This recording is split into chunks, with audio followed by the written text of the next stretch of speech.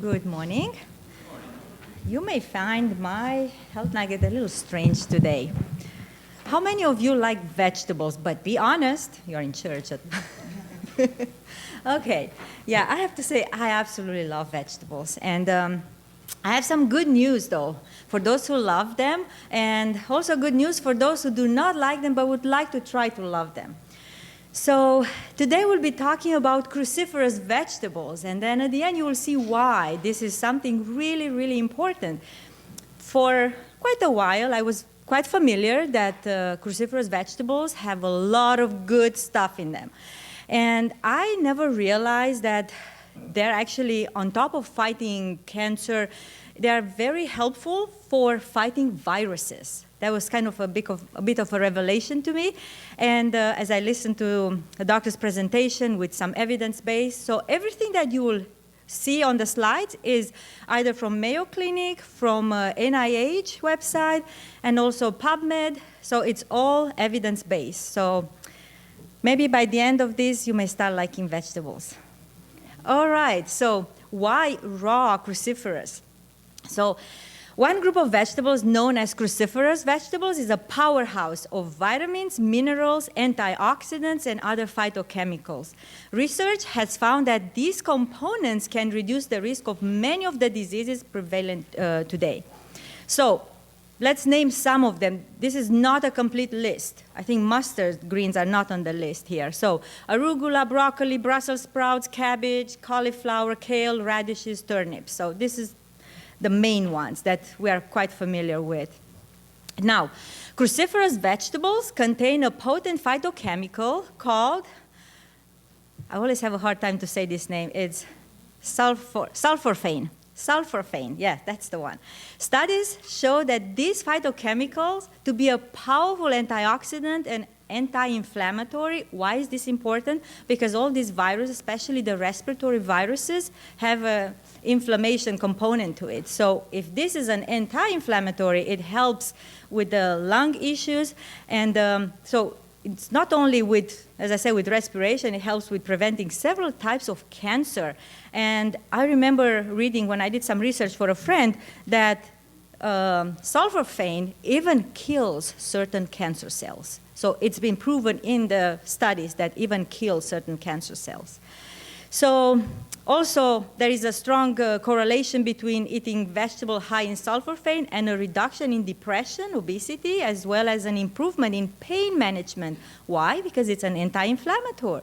And when we have usually inflammation, we have a lot of pain. And also symptoms related to cardiovascular disease. So quite an amazing powerhouse, I would say. Now, this was also very interesting because I like them cooked a lot too, but I do like some of them raw. So if we cook them, like for kale, we lose about 89% of vitamin C. So that's not a very good business here.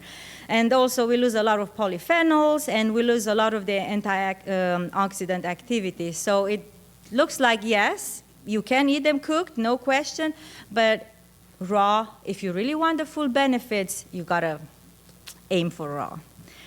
Then also shows that with broccoli, that when it was cooked, the bioavailability was much lower in the cook, like only 3.4% compared to the 37% in raw. So the absorption also is impacted if it's cooked. Some vegetables are good to be cooked, but apparently for the cruciferous, definitely, if you want the full benefits, you got to aim to have them raw. Now, for those of you who are not used to eat raw cruciferous, then probably you may start slow and just start with a little at a time and then keep adding. Usually they say if you are fighting an inflammatory condition, it's good to aim for 1 pound a day of cruciferous vegetables. So just to give you like a summary, it looks like now, although this is from NIH. This quote is from NIH website, which was quite encouraging to see that they are acknowledging that lifestyle has something to do with recovery from COVID and other coronavirus infections. So it's so amazing that now they are recognizing that using cruciferous vegetables can reduce and even prevent the infection. So I've listened to quite some very encouraging reports of people who have tried to go into this lifestyle, trying to include more raw vegetables, especially raw cruciferous, and they've seen some amazing and even reversal. I do have a personal, like we know somebody that even reversed her lupus when she was on the verge to be on the transplant list, kidney transplant list, on dialysis, very, very serious situation. Changing her lifestyle and including more cruciferous vegetables had a complete turnaround in her life, and now she's totally fine. All the lab works perfect. So thank the Lord that He has given us things that we can fight with. So especially now during this season where I can tell you the hospitals are really full with all these viruses, try to include more raw vegetables in your, especially cruciferous. So I hope that you will start developing a love relationship with them.